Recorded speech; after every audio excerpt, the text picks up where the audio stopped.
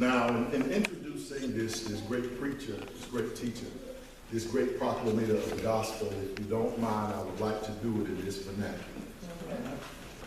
I happen to be at Tar Heel Baptist Church on one joyous historical program.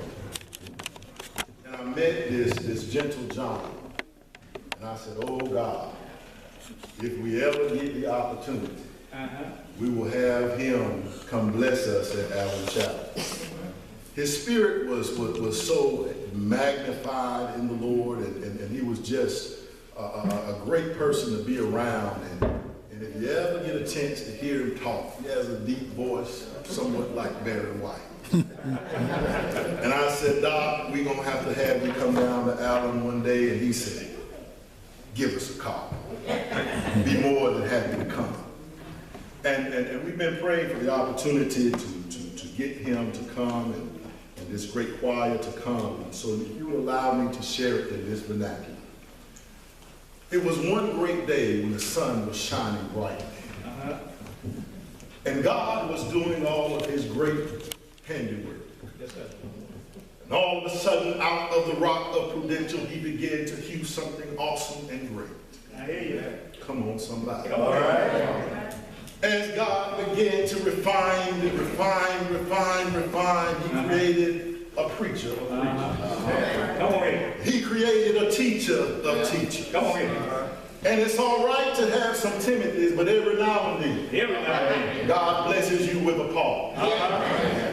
And God began to do this great work, and all of a sudden the east wind began to blow. I hear you. The bluebirds began to chirp a sweet song. And all of a sudden God created this great man of God, this great pastor, this great preacher, teacher, doctor, proclamator of the gospel in the Reverend Carol Dickens. And then about 34 years ago, the voice of God spoke out and said, Reverend Carol Dickens, it's not right that you be alone. I hear you, sir. And God created a helpmeet for him. I want you to know that not only is he a pastor, not only is he a husband, but he's also a father. Yes, sir. Has two sons. And there are so many things that I can tell you about him, but one thing that I think he would want me to share with you is that he is a child of God. Yes, sir. That he has been born again. Yes, sir. And if you don't mind that I share it with you in this vernacular, this brother can preach the horns off a billy goat. Yes, sir.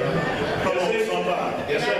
And so, without further ado, if you would extend your hand towards this great man of God and say, Pastor, bring the word. Bring the word. In Jesus' name. In Jesus' name. Say, I'm praying for you. I'm praying for you. I'm praying with you. I'm praying with you. Let the Lord use you. Let the Lord use you. Come on, let's give God a hand.